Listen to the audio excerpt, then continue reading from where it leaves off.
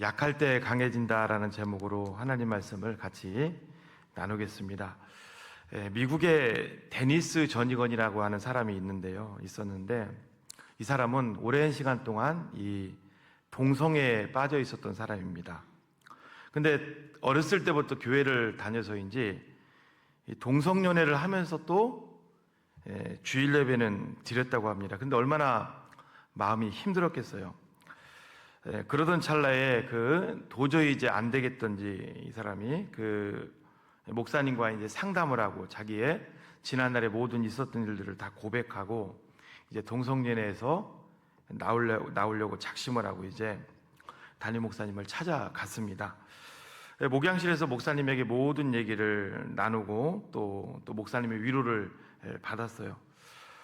그리고 이제 목사님이 또 이제 동성애를 치유를 해줄 테니까 또 이제 만나자고 이제 하는데, 특별히 목양실에서 만나자는 것이 아니라 약간 은밀한 곳에서 뭐 호텔 같은 데겠죠. 그런 데서 목사님이 만나자고 하더랍니다. 그래서 목사님이 이제 그렇게 하니까 편안한 마음으로 이제 갔는데, 알고 봤더니 목사님도 동성연애자인 거예요.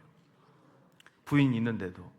그러니까 동성 성적 관계를 요구해 오는 걸 보고 너무 이제 기가 막힌 거죠. 이분이 이 세상에 참 의지할 게 없구나 그렇게 생각을 하고 이제 자기가 살던 그 자취방에서 가스밸브를 열어놓고 이제 죽으려고 이제 자살을 결심하고 누웠는데 한 음성이 선명하게 들렸다고 합니다. 정말 죽을 준비가 되어 있느냐. 깜짝 놀라서 이제 죽음을 포기하고 또 성령이 이끄는 대로 한 세미나에 참석하게 됩니다. 그리고 거기서 또 하나님의 또 음성을 듣게 됩니다. 하나님은 나는 너의 숨겨진 모습, 모든 고통 그걸 다 안다. 그리고 너희 있는 모습까지 나는 너를 사랑한다. 이걸 계기로 이분의 삶의 전환점을 맞이하게 됩니다. 그리고 지나온 삶을 철저히 회개하고 이제 동성애로부터 이제 해방이 돼요. 그리고 하나님이 보내주신 멜린다 휴릿이라고 하는 여인을 만나서 이제 이성 결혼을 하게 되고요. 그 가운데서 자녀를 무려 9명이나 이렇게 낳게 됩니다. 그리고 이때가 1989년도인데요.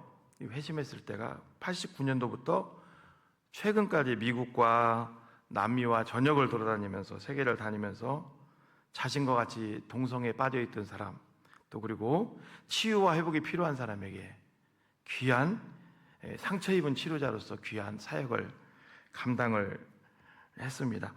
이분이 이제 이 사역을 하면서 하나님이 이분의 그 삶을 다시 한번 조명하게 하고 이분의 삶 속에서 나온 그 은혜들을 찬양으로 이제 만들게 했는데요. 그 대표적인 찬양이 여러분들도 아마 한 번쯤은 들어보셨을 거예요. 한번 좀 각보를 좀 띄워보실까요? 약할 때 강함 대신에 나의 보배가 되신 주 나의 모든 것, 주 안에 있는 보물을 나는 포기할 수 없네. 주 나의 모든 것, 예수 어린 양, 존귀한 이름. 저 찬양이 바로 데니스 전이건 씨가 쓴 찬양입니다. 여러분, 하나님만이 하실 수 있는 줄로 믿습니다.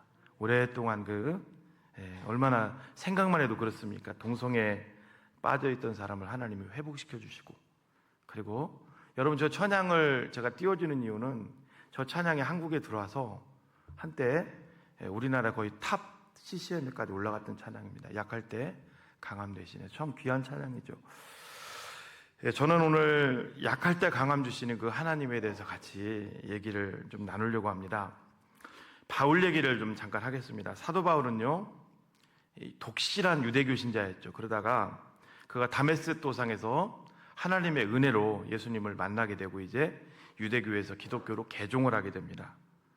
그리고 그가 많은 일들을 하게 되죠. 성경도 13권이나 쓰게 되고 많은 또 교회도 세우고 뭐 1차, 2차, 3차, 4차까지 수많은 곳에 복음을 전하게 되고, 그런데 고린도후서 12장에서 놀라운 고백을 해요. 아마 인류 최초의 고백일 거예요. 어떤 고백을 하냐면 12장, 오늘 우리가 읽지는 않았습니다만 12장 1절부터 4절에서 어떤 고백을 하면 내가 천국에 갔다 왔다는 고백을 해요. 물론 이제 자신이 갔다 왔다고 않고 그 어떤 사람이라고 표현을 했습니다만 바울 자신을 얘기하는 거죠. 우리 4절 말씀만 같이 한번 읽어볼까요? 읽어봅니다. 그가 낙원으로 이끌려가서 말로 표현할 수 없는 말을 들었으니 사람이 가히 이르지 못할 말이로다. 낙원은 여러분, 장례식 하면 우리 예수님 믿는 사람이 죽으면 그 영혼이 가는 곳입니다. 예수님이 계신 곳이고 성도들이 지금 거하는 곳이 낙원입니다. 이 낙원에 바울이 직접 갔다 왔다고 고백을 합니다. 근데 바울이 이 갔다 온 시점이 이 고린도후서를 쓴 이 시점이 아니라 12장 2절을 보면 14년 전에 갔다 왔다고 얘기합니다. 14년 전에. 여러분 12장 2절 말씀도 같이 읽어볼까요? 시작. 내가 그리스도 안에 있는 한 사람을 아노니 그는 14년 전에 셋째 하늘에 이끌려간 자라. 몸 안에 있었는지 몸 밖에 있었는지 나는 모르거니와 하나님은 아시느니라. 여러분이 바울이라면 어땠을까요? 그냥 꿈으로 본 게 아니라 직접 3층천 천국을 보고 오셨다면 어떨까요? 보통 이건 간증이 아니겠죠, 그렇죠? 보통 간증이 아니겠죠. 직접 보고 온 거. 우리가 예를 들면 비행기를 타고 저 북극에 위치한 아이슬란드를 갔다 왔다. 그럼 아이슬란드에 대해서 이제 직접 보고한 거를 누가 물어보면 생생하게 간증할 거 아닙니까? 근데 마찬가지로 천국을 직접 갔다 온 거예요, 바울이. 근데 왜 바울은 14년 동안 그것을 숨겼다는 거예요. 전혀 얘기하지 않고 있습니다. 오늘 본문 이 고린도후서에도 그냥 제3자가 갔다 온 것처럼 얘기하고 전혀 얘기를 하지 않고 있습니다. 여러분 아실 거예요. 우리나라에 보면은 천국 체험한 분들이 막 간증하는 분들이 있어요. 그 중에 좀 굉장히 많이 다니시는 분이 아마 우리 교회도 했는데 왔을 거예요. 좀 국악도 하시고 하는 구순현 집사인가요? 우리 교회도 왔을 수도 있습니다. 그분도 막 보면 생생하게 천국 간증하잖아요. 근데 바울은 왜 천국 갔다 온 것을 얘기를 안 할까? 여러분 바울의 그 서신서를 보면은요, 바울을 보면서 우리가 배울 게 있어요. 뭐냐면 누구보다 은사도 많이 받았어요. 그렇죠? 누구보다 이제 뭐 예전에 이제 유대교 배경은 일단 딱 떨어뜨려 놓고 예수를 믿고 나서 은사도 많이 받았고요. 누구보다 교회도 많이 세웠고요. 전도도 많이 했고요. 그리고 또 바울이 또 탁월했던 게 뭐냐면 신유의 은사를 받았어요. 그래가지고 병도 많이 고쳤다고. 그런데 신기한 게 그런 것들을 거의 부각을 안 시켜요. 그런 것들을 거의 부각을 안 시켜요. 자, 바울에게 있어서 최고의 간증이고 최고로 내세울 수 있는 것은 천국 갔다 온 거잖아요. 근데 이것은 더 숨깁니다. 더 꼭꼭 숨기고, 지금 여러분 이 고린도 후서는요, 바울이 쓴 서신서가 13권이잖아요. 13권을 쭉 펼쳐놓으면 한 중간 정도 돼요. 맨 처음 쓴 게 이제 저쪽에 끝에 갈라디아서부터 시작해서 디모데 후서까지 쭉 있다면, 그러면 그 천국 체험을 하고 14년 만에 왜 바울이 그 천국 체험을 잠깐만 얘기했을까? 바로 바울이 깨달은 거예요. 이 세상에서 우리가 신앙생활을 할 때 우리의 참 능력은 직분도 아니고, 그리고 은사도 아니고, 뭐 병 고치는 능력도 아니고, 천국 가서 보고 온 간증도 아니고, 진짜 능력을 깨달은 거예요. 그게 오늘 본문에 나오는 거예요. 뭘까요? 바로 약함이에요. 약할 때 강함 되시는 하나님을 바울이 깨달은 거예요. 그래서 바울은 12장 5절에서 이렇게 고백을 합니다. 생생하게 읽어봅니다. 시작. 내가 이런 사람을 위하여 자랑하겠으나 나를 위하여는 약한 것들 외에 자랑하지 아니하리라. 바울은 실제로 약한 것들을 자랑합니다. 자기의 질병을, 또 그리고 자기가 예수님을 믿으면서 얻어맞은 거, 힘든 부분들을 계속 얘기를 하는 것을 보게 됩니다. 여러분, 우리가요, 뭐 여기 계신 분들도 마찬가지겠습니다만 우리 약점을 누구한테 얘기한다는 거 쉽지 않죠. 그렇죠? 배우자한테도 진짜 밝히기 싫은 약점도 있죠. 여러분, 우리가 어떤 병이 있다, 그거 누구한테 쉽게 얘기하는 분이 어디 있습니까? 그런데 바울은 자기의 진짜 약한 것들을 자랑하는 것을 보게 돼요. 여기 약한 것들을 나는 자랑하겠다. 여기서 약한 것들은요, 아스데네이아라는 말인데 이게 약하다는 뜻도 있지만 질병이라는 뜻도 있습니다. 바울은 질병을 갖고 있었어요. 하나님 남의 병을 참 많이 고쳐준 사람이 사도 바울이에요. 귀신도 쫓아내주고요.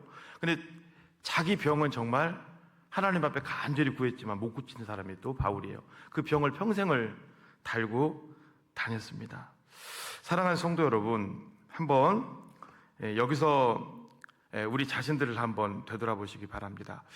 나는 지금 약한 자인가 아니면 강한 자인가? 하나님의 능력은 어디에 임하는가? 우리 자신을 한번 되돌아보시기 바랍니다. 바울이 신앙생활을 하면서 자기가 깨달은 거예요. 그 천국까지 보고 왔으면, 더군다나 유대교에서 기독교로 개종을 했으면 개종을 자기 삶이 좀 열려야 되잖아요. 그런데 바울의 삶을 보면 어때요? 계속 어려움이 오는 거예요. 계속 어려움이. 근데 나중에 12장 7절에서 왜 하나님이 나에게 이런 어려움들을 허락하시는지 그 이유를 바울이 이렇게 얘기를 합니다. 우리 7절도 같이 한번 봅니다. 여러 계시를 받은 것이 지극히 크므로 너무 자만하지 않게 하시려고 내 육체에 가시고 사단의 사자를 주셨으니 이는 나를 쳐서 너무 자만하지 않게 하려 하심이라. 여러분, 하나님은요 우리를 누구보다 잘하는 사람이에요. 잘하시는 분입니다. 믿습니까?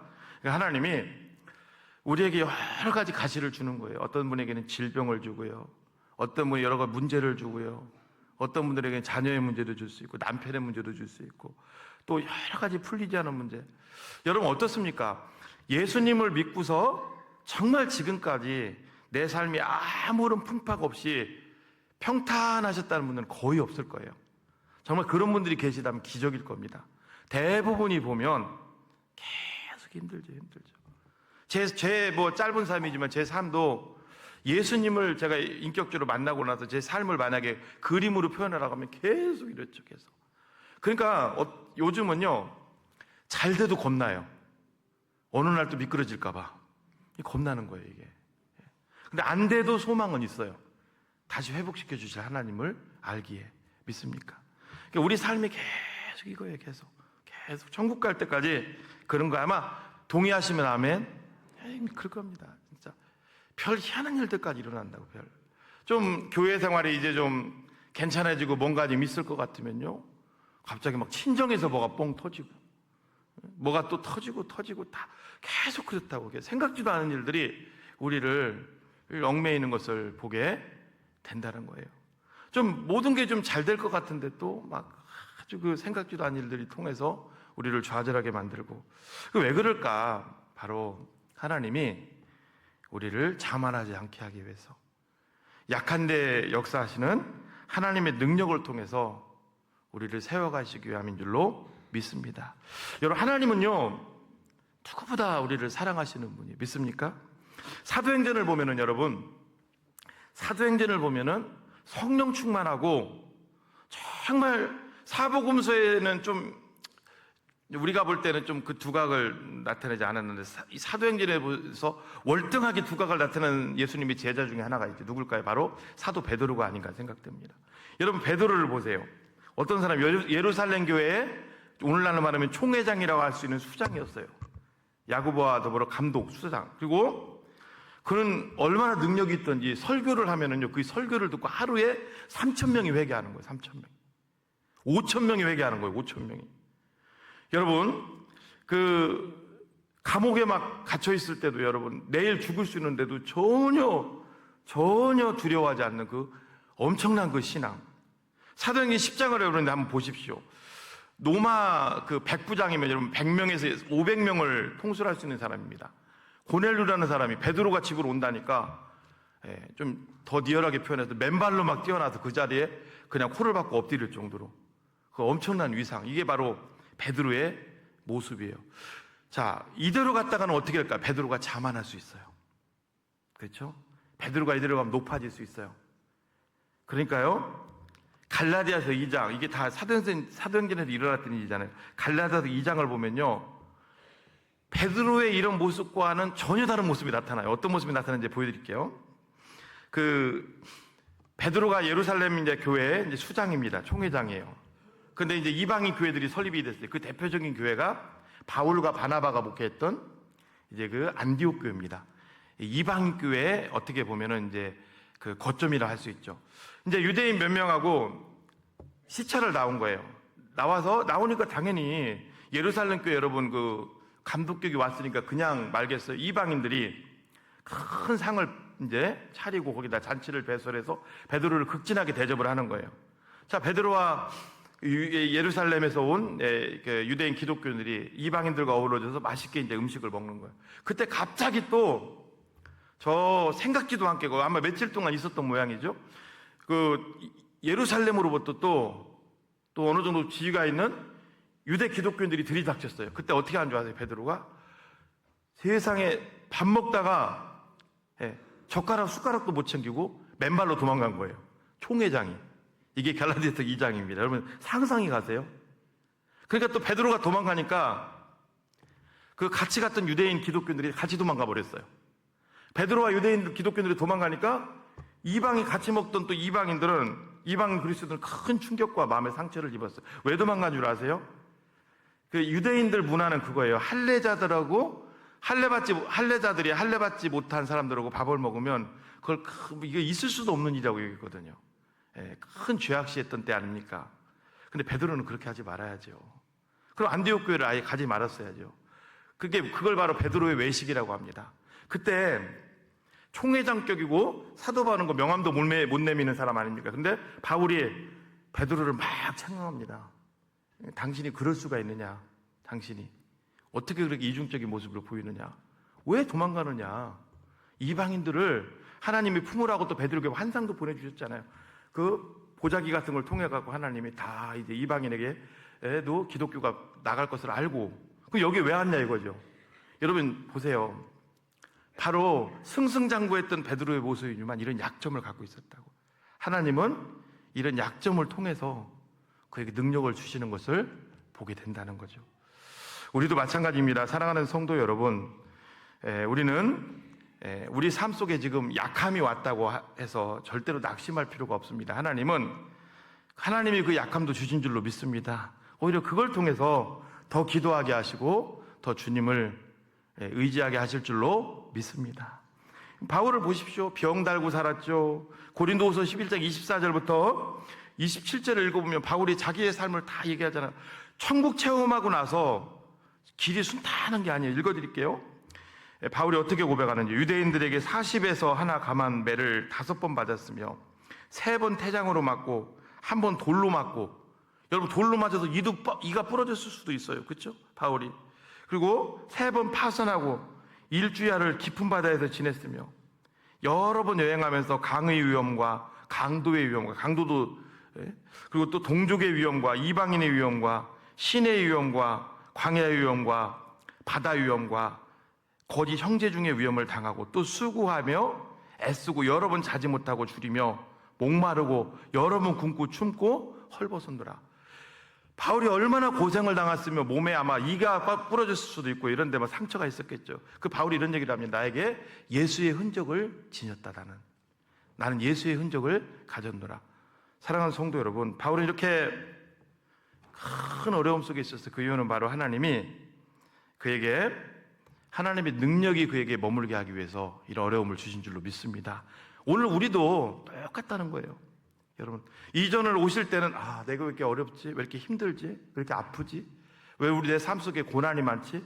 하나님의 예수의 능력을 우리 가운데 머물게 하기 위함인 줄로 믿습니다. 그거 있어야 우리가 주님 붙잡거든요. 그거 있어야 주님 앞에 겸손해지거든요. 믿으십니까? 여러분, 고린도후서 12장 9절을 다시 띄워주시고요. 바울이 마지막에 뭐라고 하냐면 12장 9절 끝에 보면 계속 읽어볼까요? 시작. 나에게 이르시기를 내 은혜가 내게 족하도다. 이는 내 능력이 약한 데서 온전해짐이라 하신지라. 그러므로 도리어 크게 기뻐함으로 나의 여러 것들에 대하여 자랑하리니 이는 그리스도의 능력이 내게 머물게 하려 함이라. 이 그리스도의 능력이 내게 머물게 한다 할 때 머물다는 말이 헬라어로 에피스케노라는 뜻이거든요. 이게 무슨 뜻이냐면요, 이런 뜻이에요. 여러분 구약에 보면은요 세계의 중심이 이집트였어요. 그렇죠?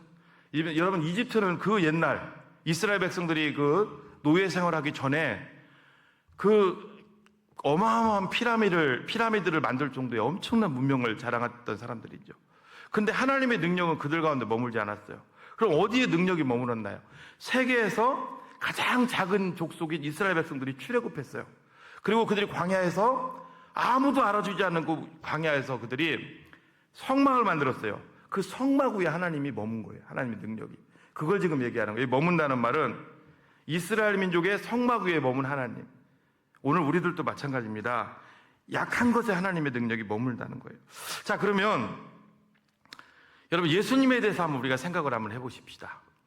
예수님이 사복음서에 보면 사역들 중에 가장 강력한 사역이 어떤 사역이에요? 죽은 자를 살리는 사역이죠. 그렇죠?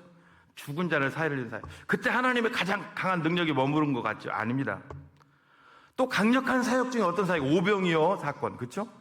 그 오병이어를 가지고 그 2만 명 넘는 사람들을 먹이신 사건. 이것도 강력한 사건 중. 그때도 많은 사람들이 임금 삼으려고 할 때 그때도 예수님의 능력이 강하게 머무른 것 같지만 아닙니다. 하나님의 능력이. 자, 또 언제가 있을까요? 뭐 풍랑잔잔하게 한 거? 그렇죠? 뭐 무리를 걸으신 거? 아닙니다. 근데 진짜 하나님의 강력한 능력이 예수님의 사역 가운데 머물렀을 때가 있어요. 언제라고 생각하세요? 예수님의 모든 전생애 동안 가장 강력한 사역이 하나님의 능력이 머물렀을 때가 있어요. 언제라고 생각하세요? 십자가 위에서죠. 자, 보세요. 십자가를 지기 전에 예수님이 얼마나 약해져 있었는지 한번 우리 말씀을 통해서 경험하겠습니다. 우리 마가복음 14장 32절로 35절, 36절까지 우리 천천히 한번 읽어볼까요? 시작. 그들이 겟세마네라는 곳에 이름에 예수께서 제자들에게 이르시되 내가 기도할 동안에 너는 여기 앉아 있으라 하시고 베드로와 야고보와 요한을 데리고 가실새 심히 놀라시며 슬퍼하사 말씀하시되 내 마음이 심히 고민하여 죽게 되었으니 너희는 여기 머물러 깨어 있으라 하시고 조금 나아가사 땅에 엎드려 될 수 있는 대로 이때가 자기에게서 지나가시기를 구하여 이르시되 아빠 아버지여 아버지께서는 모든 것이 가능하오니 이 잔을 내게서 옮기시옵소서. 그러나 나의 원대로 마시옵고 아버지의 원대로 하옵소서 하시고. 어떻게 보면은 사복음서에 나오는 예수님의 모습 중에 가장 나약한 모습이에요. 그렇죠? 나약한 모습이에요. 여러분 예수님이 34절에 보면 내 마음이 심히 고민하여 죽게 되었다. 예수님이 제자들한테 이렇게 얘기하신 적은 없어요. 늘 당당하셨죠. 그리고 베드로에게 마태복음에 보면 이런 얘기를 합니다. 기도를 너 1시 동안도 나와 함께 깨어있을 수 없더냐. 그 1시간이거든요. 깨어있는다는 말은 여기도 깨어있는다는 게 그냥 불침범사라는 게 아니라 나를 위해서 좀 기도해 줄 수 없겠니 그런 거예요. 어떻게 보면 예수님의 가장 약한 모습, 인간적인 모습이 나오는 장면이죠. 더군다나 우리 36절을 한번 띄워주십시오. 이르시되 아버지여 아버지께서는 모든 것이 가능하오니 이렇게 해도 되는데 왜 아빠가 붙었을까요?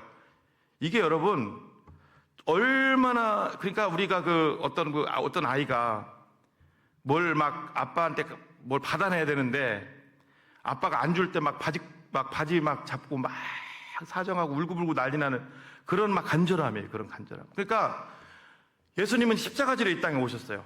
근데 너무 그게 힘드시니까 이걸 좀 옮겨달라고 다른 방법으로 이 일을 좀 행할 수는 없겠습니까? 하나님 앞에 간절히 부르짖는 거죠.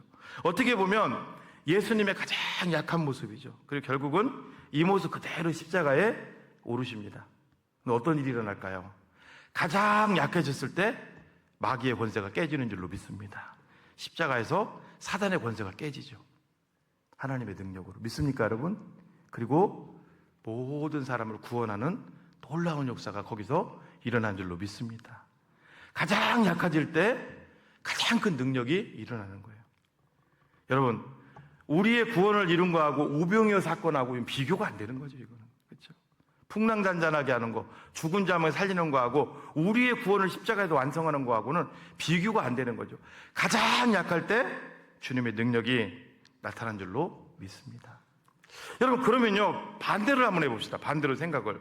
여러분, 이 성경에 보면은요, 큰 이적이라고 할 수 있는 주님이 베푸신 큰 이적 중에 하나가 뭐예요? 오병이어 사건이죠. 그렇죠? 근데 오병이어 사건을 베풀기 전에 예수님이 뭐라고 하신 줄 아세요? 그 무리들을 향하여. 자, 8장 2절, 마가복음 8장 2절을 같이 읽어볼까요? 시작. 내가 무리를 불쌍히 여기노라. 그들이 나와 함께 있은지 이미 사흘이 지났으나 먹을 것이 없도다. 배고픔도 잊어버리고 주님을 따라다녔어요. 주님이 불쌍히 여기신대요. 여러분, 정말 여러분들 축복받고 싶으시면 하나님이 여러분들 불쌍히 여기시기를 축복합니다. 저는 문득 그런 생각이 들었어요. 앞으로 우리 교회가 하나님 앞에 더 잘 되려면 딱 하나예요. 일단 저하고 아내부터 하나님이 불쌍히 여기셔야 돼. 한번 생각해 보십시오. 하나님이 지금 나를 불쌍히 여기셔야 될 줄로 믿습니다. 주님이 불쌍히 여기셔야 돼. 믿습니까? 주님이 불쌍히 여기시면 다 되는 거예요. 제가 지난주 설교에서 홈런 치는 감 얘기했는데 지금도 마찬가지입니다. 하나님이 여러분 불쌍히 여기시면 다 될 줄로 믿습니다. 성경을 한번 보시라고 여러분. 하나님이 불쌍히 여긴 사람들 중에 안 된 사람이 누가 있어요? 하나님 다 불쌍히 여긴 사람들이에요. 여러분, 모세가요 이집트 왕자로 있을 때는 잘 모르겠어요. 그러나 미디안 광야에서 온갖 훈련 다 받고 연약한 한 노인으로 있을 때 하나님이 그에게 사명을 맡기시는 것을 우리가 간과하면 안 되죠. 사랑하는 성도 여러분, 이건 뭐 젊은 사람도 마찬가지라고 생각합니다. 요셉은 어떤 사람이었어요? 아버지 집에 있을 때는 형들의 잘못을 일러바치는 사람이었어요. 하나님이 불쌍히 여기지 않았겠죠. 그러나 그가 애굽에 내려가서 하나님이 불쌍히 여기실 때 하나님이 그를 높이신 줄로 믿습니다. 하나님 불쌍히 여기셔야 돼요. 엘리야 선지자도 마찬가지입니다. 여러분, 엘리야 선지자 때 어떤 일이 일어났어요? 이스라엘 민족들이 다 바알과 아세라로 다 갔잖아요. 엘리야가 했던 말이 뭔지 아세요? 나만 남았나이다. 하나님이 그를 불쌍히 여기셨어요. 그러니까 하늘에서 불이 내려와서 바알의 선지자를 다 살라버리잖아요. 오늘 우리를 또 마찬가지입니다. 사랑하는 성도 여러분, 주님이 불쌍히 여기실 때 은혜가 있을 줄로 믿습니다. 왜 베드로가 저는 예수님의 수제자였을까 이런 생각도 한번 해보면서 베드로 얘기를 다시 한번 해보겠습니다. 여러분, 베드로에게 주님이 첫 번째 사명을 나를 따라오라, 내가 너희로 사람을 낚는 어부가 되게 하리라, 첫 번째 사명을 맡겼을 때가 언제인 줄 아세요? 밤새도록 고기를 잡으려고 애를 썼는데 고기를 못 잡았을 때, 초라한 모습일 때 주님은 그에게 사명을 맡기셔요. 요한복음 21장으로 가서 다시 또 주님이 또 다시 내 양을 쳐라, 내 어린 양을 쳐라, 먹이라. 그때 또 사명을 맡길 때 언제예요? 예수님 부인하고 물고기나 잡으러 가야 되겠다 하고 먹을 게 없으니까 다시 과거로 돌아가는 그 초라한 모습 가운데 주님은 다시 그 약해졌을 때 사명을 맡기시는 줄로 믿습니다. 오늘 우리를 또 마찬가지예요. 여러분, 잘 생각해 보세요. 하나님 앞에 능력 달라고 우리가 부르짖는다고 능력이 오는 것이 아니라 약해질 때 옵니다. 약해질 때. 이건 여러분들 꼭 명심하십시오. 약해질 때 옵니다. 여러분, 한국교회가 많이 앞으로 더 약해질 때 하나님의 은혜가 우리 가운데 올 줄로 믿습니다. 약해질 때 온다고. 바울은 고린도전서 1장을 통해서 우리 그리스도인들에 대해서 이렇게 얘기를 합니다. 여러분들과 저희가 다 해당되겠죠. 제가 1장 26절부터 29절을 제가 읽어드릴게요. 형제들아, 너희를 부르심으로 보라. 육체를 따라 지혜로운 자가 많지 아니하며 능한 자가 많지 아니하며 문벌 좋은 자가 많지 아니하도다. 그러나 하나님께서 세상에 미련한 것들을 택하사 지혜 있는 자들을 부끄럽게 하려 하시고 세상에 약한 것들을 택하사 강한 것들을 부끄럽게 하려 하시며 하나님께서 세상에 천한 것들과 멸시받는 것들과 없는 것들을 택하사 있는 것들을 폐하려 하시나니 이는 아무 육체도 하나님 앞에서 자랑하지 못하게 하려 하심이라. 여러분 생각해 보십시오. 하나님이 여러분들 불러주셨을 때 둘 중에 하나일 거예요. 영적으로 가난하던가 육적으로 가난하던가. 여러분, 분명히 하나님이 여러분 불러주셨을 때 과거의 모습을 한번 떠올려 보십시오. 과거에 하나님이 나를 불러주셨을 때 어떤 모습이었는가 한번 떠올려 보십시오. 굉장히 힘든 가운데 하나님 앞에 나온 분들이 많이 있으실 거예요. 어떤 분들은 이런 분도 있겠죠. 집이 잘 살고 뭐 배움도 있고 모든 게 완벽하다. 근데 여러분, 그런 분들 가운데 여러분 하나님이 부르시는 경우는 쉽지 않습니다. 근데 그런 분들 속에 내 배경이 그러했는데 내가 하나님께 부름받았다. 그건 여러분 기적이에요. 하나님께 감사하셔야 돼요. 예. 그리고 또 이런 분들 있을 거 아닙니까? 과거를 돌아보면 정말 나는 가진 거 없고 힘들고 배움도 없고 너무나 열악했는데 하나님 나를 불러주신 거예요. 그래서 목사로 세워주시고 장로로 세워주시고 권사로 세워주시고 다 세워주셨어요. 얼마나 이게 감사할 일입니까? 여러분, 이런 분도 있을 거 아닙니까? 예, 나는 늦게 예수님을 믿었어요. 또 내 친구들 주변에 아는 분들 보면은 모태신앙도 있는데, 그런데 늦게 예수님을 믿었지만 하나님이 나에게 긍휼을 베풀어 주셔서 교회 중직으로 다 세워주시고 하나님 나를 지금 이끌고 계시다면 이게 얼마나 감사할 일입니까? 여러분, 다시 한번 우리 신앙의 현 주소를 한번 우리가 되돌아보시는 여러분들 되시기를 축복합니다. 이제 일주일 내일부터 이제 우리가 새벽기도 대행진 준비기도회를 하고 이제 한 주 있으면 새벽기도 대행진을 우리가 하게 됩니다. 여러분, 이번 준비기도회는 특별히 원래 예전에 하던 대로 우리가 금식을 오전에 좀 하려고 해요. 원래 해왔었고요. 그 이유는 오늘 말씀하고 연결된다고 보시면 돼요. 약해지시라는 거예요. 어떤 분이 그런 얘기를 하더라고요. 금식 기도만큼 우리를 약해지게 만드는 건 없다. 고난만큼 우리를 약해지게 만드는 것은 없다. 이번에 금식 기도에 특별히 몸에 문제가 없으신 분들, 있는 분들 말고는 다 좀 동참하셔서 오전 금식을 꼭 좀 해주시고, 그리고 준비 기도에도 좀 나오셔서 한 주간 하나님 앞에 준비된 마음으로 기도하십시오. 그리고 이제 3주 동안 여러분들이 오셔서 이제 기도를 많이 해주시고, 우리 아이들과 오는 토요일 날은 6시로 하겠습니다. 지금 예전에는 여러분 한국교회에 3주 새벽 기도회가 많이 있었습니다. 근데 요즘 점점 그것도 기도가 이제 꺼지면서 사라져가고 있어요. 아마 서울도 많지 않고요. 전국적으로 봐도 3주간 새벽 기도하는 교회가 거의 많지 않습니다. 거의 뭐 일주일, 6일, 일주일도 안 해요. 월요일부터 토요일까지 6일하는 교회가 대부분인데요. 이 3주, 그냥 3주라고 생각하지 마시고 다니엘 21일 기도라고 생각하시고, 여러분들 하나님 앞에 다 문제들 있으시잖아요. 그렇죠? 그것들을 여러분들이 다 기록을 해서 3주 동안 계속 한번 여러분들 하나님 앞에 기도해 보십시오. 여러분, 하나님은 살아계시는 줄로 믿습니다. 하나님 살아계신다고요, 여러분. 질병을 놓고도 기도하시고, 안 풀리는 문제를 놓고도 기도하시고, 기도거리가 얼마나 많습니까? 우리 자녀를 놓고도 기도하시고, 그리고 더 큰 문제, 지금 나라가 여러분, 지금 우리나라 얼마나 지금 힘듭니까? 이 나라를 위해서도 여러분, 이럴 때 지금 기도하셔야 돼요, 이럴 때. 정말 기도하셔야 돼요, 이럴 때. 예민한 거기 때문에 얘기는 못하지만, 정말 이 나라를 위해서 기도하십시오. 이 나라가 바로 설 수 있도록 하나님이 어떠한 우리가 판결이 나와도 온 국민이 수긍하고 정말 이 민족을 붙잡아 주시도록 기도하시는 여러분들 되시기를 축복합니다. 여러분, 이번 특별 새벽기도는, 이번 새벽기도 대행진은 보세요. 진짜 중요한 시기잖아요, 진짜. 나라가 딱 나눠져 있고요. 이제 곧 판결이 나올 거 아닙니까? 이 판결을 그냥 나오면은 수긍 못하는 데는 가만히 있겠습니까? 그러니까 이게 보통 문제가 아니라고, 여기서.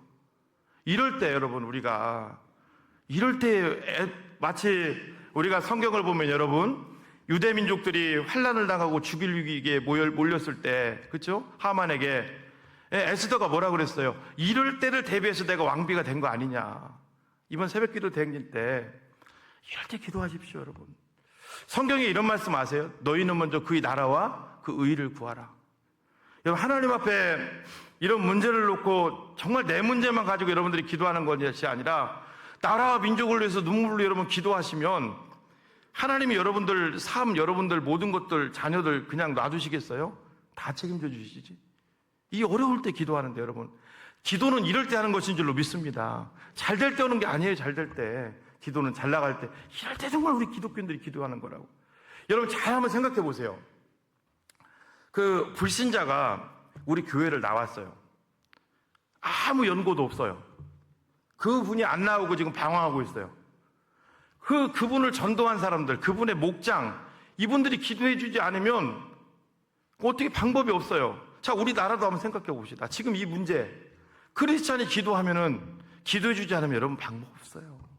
독일에 있는 기독교인들이 기도해 줄 것 같으세요? 할 수는 있겠죠, 잠깐. 미국에 있는 기독교인들이 기도해 줄 것 같으세요? 할 수는 있겠죠. 우리만큼 기도할 수 있을까요?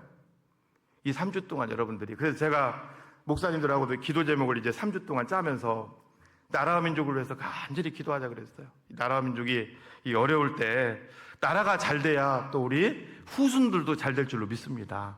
신앙도 바로 쓸 거 아닙니까?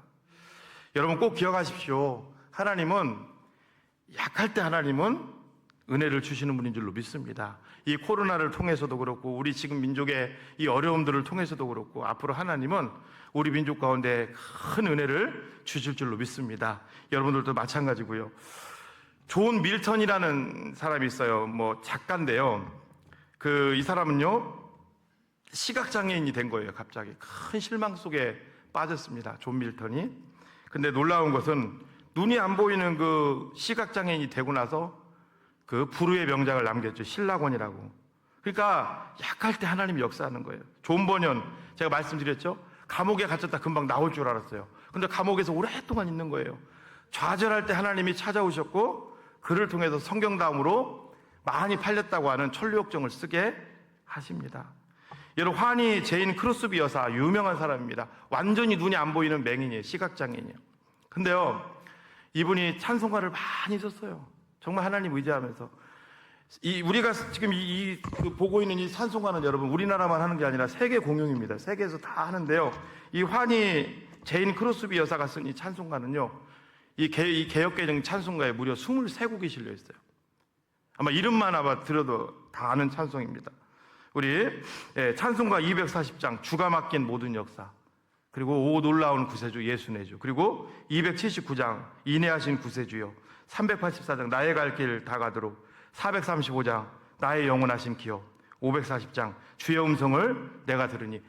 얼마나 주옥 같은 찬송을 이분이 냈고요. 앞에 안 보이는 분이. 그리고 더 놀라운 것은요, 이 앞에 안 보이는 분이 찬송가를 썼는데 그 인내하신 구세주의 그 찬송을 통해서 전 세계 어마어마한 사람들이, 저희 아버님도 그 중에 하나고요, 예수님께 돌아왔다는 거예요.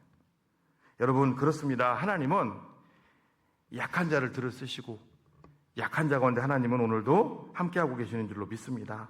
이 세상은요, 어때요? 힘이 있어야 된다, 능력이 있어야 된다, 군사력이 강해야 된다, 그렇죠?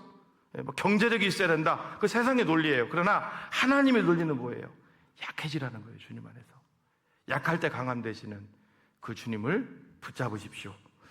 말씀을 마무리합니다. 그렇다면 우리는 오늘 이 본문을 통해서 무엇을 내 삶 속에 적용해야 될까요? 세 가지를 말씀을. 첫 번째는요, 우리에게 찾아온 약함 때문에 좌절하지 말라는 거예요. 너무 나를 잘하시는 하나님이 이 약함을 주신 거예요. 믿습니까? 그게 어떤 문제인지 다 다양할 거 아닙니까? 그 문제를 하나님이 주신 거예요. 나를 강하게 하시려고. 그거 붙잡고 다시 일어서게 하시려고. 여러분들이 신실한 그리스도인이라면 내게 좌절과 고난과 역경과 어려움들이 왔다고 해서, 자녀 문제 이런 어려움들이 왔다고 해서 절대로 여러분 이 하나님을 붙잡고 있는 이 믿음의 이 길을 떠나면 안 됩니다. 어떤 일이 있어도 여러분 버티시고요. 여러분, 오직 의인은 믿음으로 말미암아 살리라. 그 믿음은요, 하나님을 믿는 믿음인데요, 그게 구약으로 연결해서 보면요, 그게 에무나거든요. 에무나. 무슨 뜻이냐면 버티다는 거예요. 버티다. 우리는 이 땅에서 버티는 거예요. 목회자인 저도 왜 시련이 없겠습니까? 장로님, 여러분들 권사님 다 보면은 버티지 않으면 우리는 이 땅에서 어려워요. 여러분, 늘 힘든 속에 있지만 약할 때 강함 되시는 그 하나님이 여러분들을 살리려고 이 모든 어려움도 허락하시는 줄로 믿습니다. 두 번째는요, 하나님을 떠난 나의 강해짐을 절대 자랑하지 마십시오. 여러분, 하나님을 제일 무서운 게 뭐냐면요, 하나님 붙들지 않는데 내 삶이 지금 잘 풀리는 거예요. 그거 굉장히 위험한 겁니다. 어느 한순간 떨어질 수 있어요. 한순간 나라고 떨어질 수 있어요. 그건 자랑할 게 아닙니다.